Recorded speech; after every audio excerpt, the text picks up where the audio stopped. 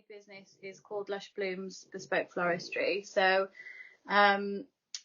floristry became a hobby for me about 6 years ago, while I still worked in finance full time as a mortgage advisor. And I just found with all the like high frequency kind of brain work and numbers and stuff, I've always needed a creative like hobby or outlet. So that's what floristry was for me.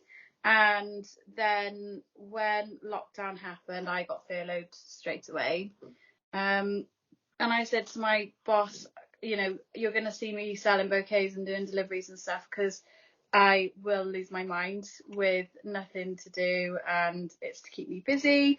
And then they started calling everyone back into the office kind of July, August time of that same year. So that was 2020, I think, wasn't it? And I just thought, I don't want to go back. I love being my own boss and having the, you know, freedom to structure your own day and stuff like that. So I said, I'm not coming back. And my boss was like, I don't think you should come back either, because you've obviously found something you really love. And it was like a dry run, being able to try it with like no pressure. So we were really lucky, like lockdown, something really good came out of COVID for us. And then I never went back, and I went full time. And that was just over 3 years ago now. So yeah, never looked back. And we do, I started off just doing bouquets, then I started doing weddings when they were allowed again.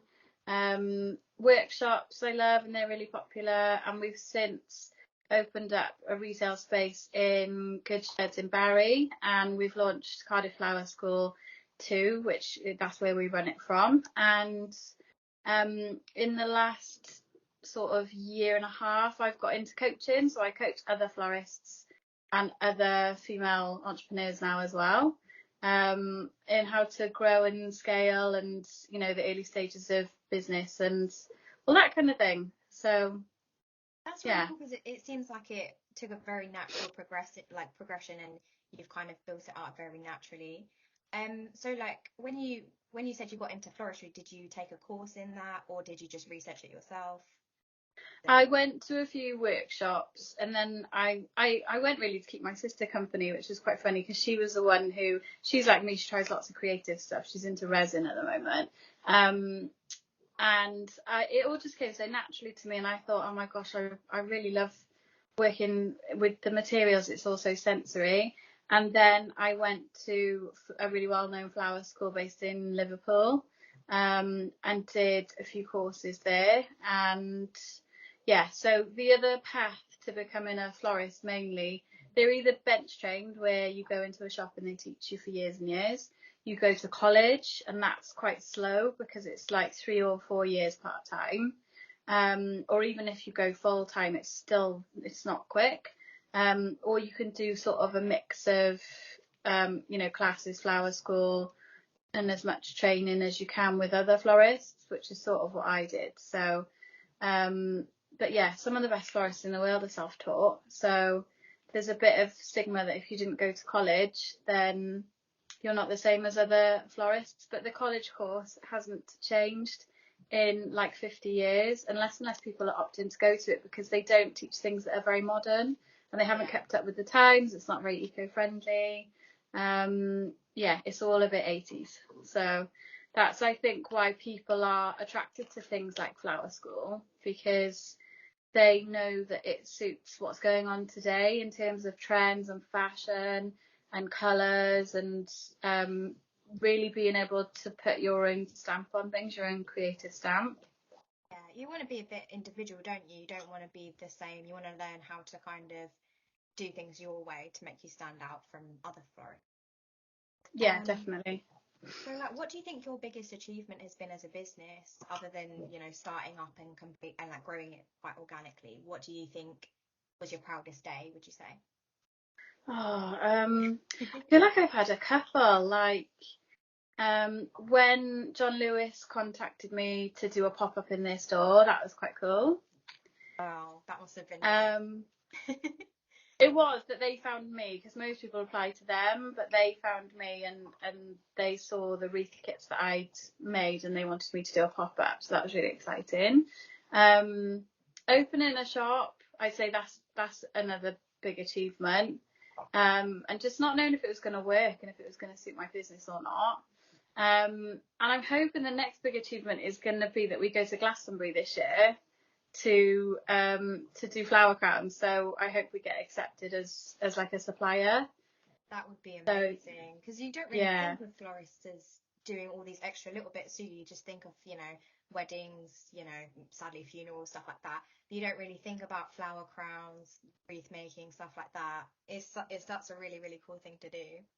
Yeah, I'm all about doing the fun stuff, and it's like I tell other florists, you don't have to offer everything. Try it once and see if you like it. You know, I know lots of florists that can't handle funeral work because it's just too sad. But then I know other florists who it's their favourite thing and they don't do weddings because they can't stand weddings. So, and the stress that they bring. So, yeah, it's about not offering things you really don't enjoy. Yeah, exactly. What do you think's been your biggest struggle as a business owner then? I'd say navigating all the changes after COVID and the world started going back to normal, and realizing and having to learn that pivoting is such a normal part of business and you should be prepared to pivot all the time, like at a moment's notice.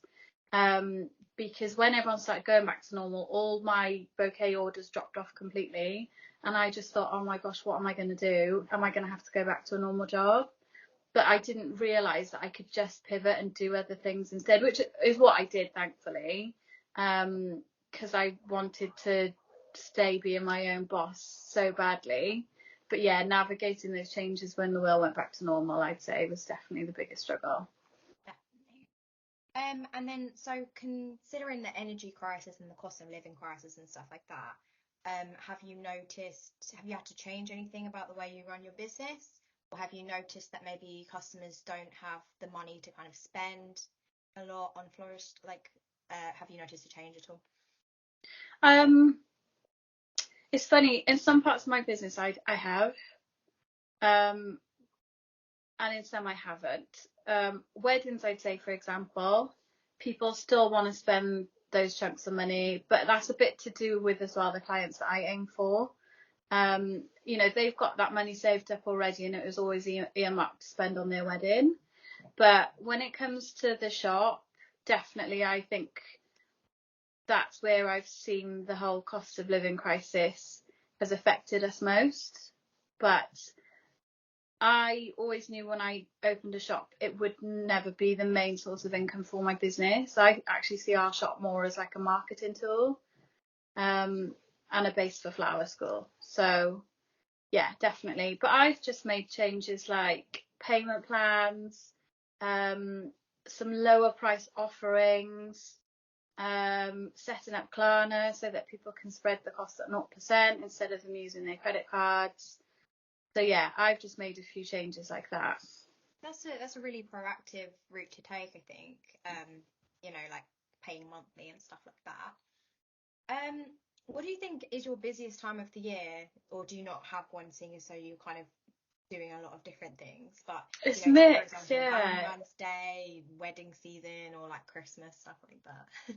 Yeah, it's like peaks and troughs. So the start of the year is where we start kind of winding up and thinking about Valentine's Day, Mother's Day. So there's a little peak there, and then usually wedding season hits, which is sort of like, well, anywhere from April to even December. Weddings now are really common. I usually do 3 or 4 weddings every December.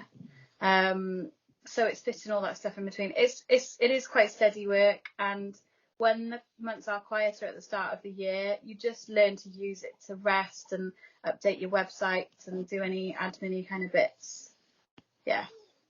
Yeah, my next question was, how do you cope with slower months? So you've kind of already answered that, but yeah, that's awesome. What do you think your favourite part is about running a business? I know you mentioned being your own boss and stuff, but do you think you obviously get a lot of freedom and a lot of creative kind of control over stuff like that? Yeah, they're probably my highest values, like having freedom to do what I want when I want and rest when I need to. Yeah.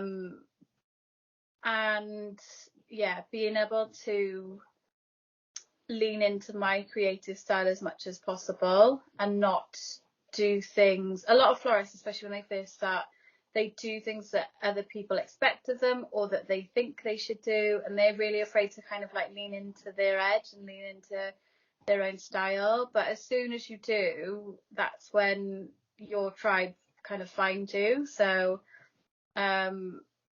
yeah, the space that I've got, I wouldn't have time to do things like coaching, and if I hadn't structured my business the way that I have. Flexibility is really important to me as well, to be able to be flexible in what I do and how I do it. Yeah. Is it just, so I'm guessing, do you have staff that you employ in the shop and everything? Yeah, I've got a few freelancers that I call on to work for me at different times, and help me with weddings, help me with setups and all that sort of thing. Yeah. Okay, awesome. And then how do you keep them motivated? If it's a bit of a stressful, say it's like a stressful wedding, there's a lot to do. How do you kind of keep them motivated and ready to go? It's funny because you kind of bounce off each other, because they keep me motivated as well. So picking the right people is really essential. I need people who are gonna cheer me up when I need it as well, and then I can kind of reflect that back to them. One of the main ways I think I keep them motivated is I'm not afraid to hand over any task to them. A lot of florists are real perfectionists, and I am too, to an extent, but they're very much like, I have to do everything. I have to do everything myself. Whereas I'm not afraid to challenge people and be like, can you do this task for me? Can you let me do this task for me? Take this off my plate and let's see how you do. I'm not afraid to keep them kind of stimulated in that way and reaching for what we're going to do next. It's a bit like, I think it's really similar to hairdressers, when they take on an apprentice and you're sweeping hair for months and months and months. There's like an equivalent in floristry where you are just doing the donkey work and the cleaning and the tasks that nobody likes to do for months and months, if not years, before you start to get taught stuff. Whereas I'm like, no, we're going to teach you big stuff straight away, because it frees up my time and it gives me more bandwidth as well if you can make pretty much the same things that I can. Yeah, and also it helps them as well because they're learning quicker and they're learning more valuable skills much quicker than they would anywhere else. Yeah. Great. And what do you think you're most excited about in the future? So do you have any plans to expand, or do you have any other ideas or other avenues that you're going to take? I'm really excited to grow Flower School, because before now, if you were based in South Wales and you wanted to go to Flower School, Bath is the nearest one, which is quite far. And it's why I set it up, because I thought, why don't we have a Cardiff Flower School? Like, we're such a big city. We're a city that lots of people come to for different reasons, but it just makes no sense that the nearest city with a flower school is Bath. So I'm really excited to grow that. I'm really excited for Glastonbury, and I hope obviously that we get accepted to go to that. What else are we looking forward to? I've got a DIY wedding flower range that I'm looking to grow this year. So it's more like I'm just looking to grow what I've got rather than add new things this year. That's the priority for me. Amazing. And then like in regards to marketing and stuff, how do you use social media to market your business, or is it a lot of word of mouth, or is there any other avenues that kind of help you like boost your exposure to your customers? It's a bit of everything. Like, I always say yes to things like this, and like radio interviews and all that kind of stuff as much as I can. Social media is probably our main platform, Instagram and Facebook. But we also do things like wedding fairs. Connecting with other suppliers is really important, because they often pass on work to you or buy things from you, even if it's actually not wedding related. The shop gives us really good word of mouth, and Good Sheds are really good at the marketing. The email list is huge, and they send like mail shots out. I've got my own email list as well, which I email out to once a week, and You know, I don't always sell to them. Sometimes I just tell them like a funny story or something funny that happened that week. So yeah, they're the main ways. I'm lucky. I don't know if it's luck, but it's the way I've always viewed it, in that I've never believed that you have to spend thousands and thousands and thousands of pounds on marketing to get your name out there, because there are more organic ways to do it which don't cost you anything, or they don't cost you a lot. Yeah, and if they don't cost a lot, you might as well do them as well, right? It's like you can find, like you said, more organic customers in a more natural way by doing those things. What advice would you give to somebody like starting up their own business, do you think? I would just say be prepared to work on your mindset, and it's a really important element that you cannot skip, especially if you're female, because I find that females have a lot more mindset work to do than men, in terms of like not being afraid to be successful, and don't be afraid to grow, don't be afraid of having a tax bill to pay because you've earned so much money, all that stuff, getting comfortable with all that sort of stuff takes mindset work. And mindset work looks different to everyone. For some people it's getting a coach, for some people it's meditating, listening to podcasts, you know, having a mentor of some sort, speaking to other business people and being in a group of some kind. But that's the other piece of advice I'd say, is having a support network of some kind is really essential, because a lot of the time the people closest to you might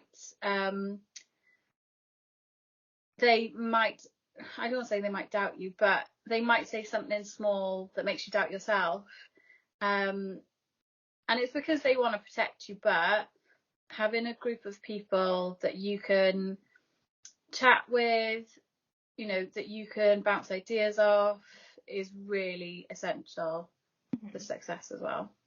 Do you like, is there like Facebook groups or groups for florists that you can join and kind of have those conversations? Yeah, there are lots of free Facebook groups. You just need to be a bit careful, because some of them can be a bit of a negative space, and everyone can get a bit moany, and you don't want to absorb that.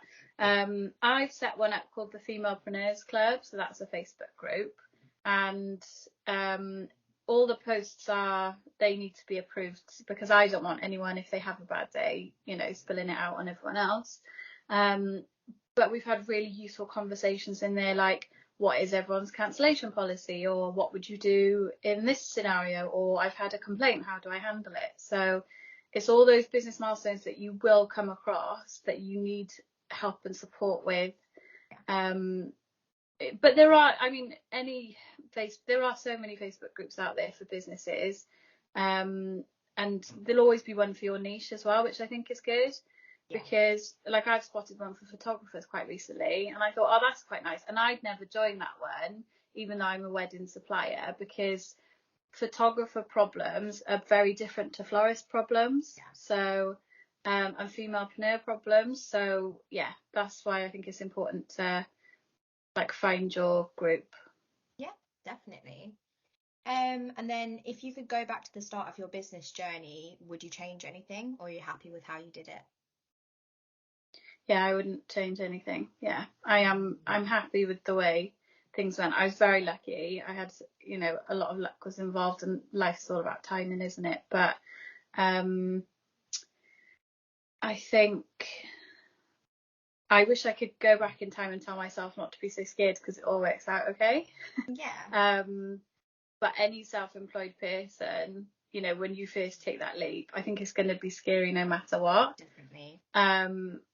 But just never, you know, even if it doesn't work. I mean, I've done training sessions on this where people take their side hustle full time, and I'm like, look, some businesses just run their course and they're not meant to be a part of your life forever.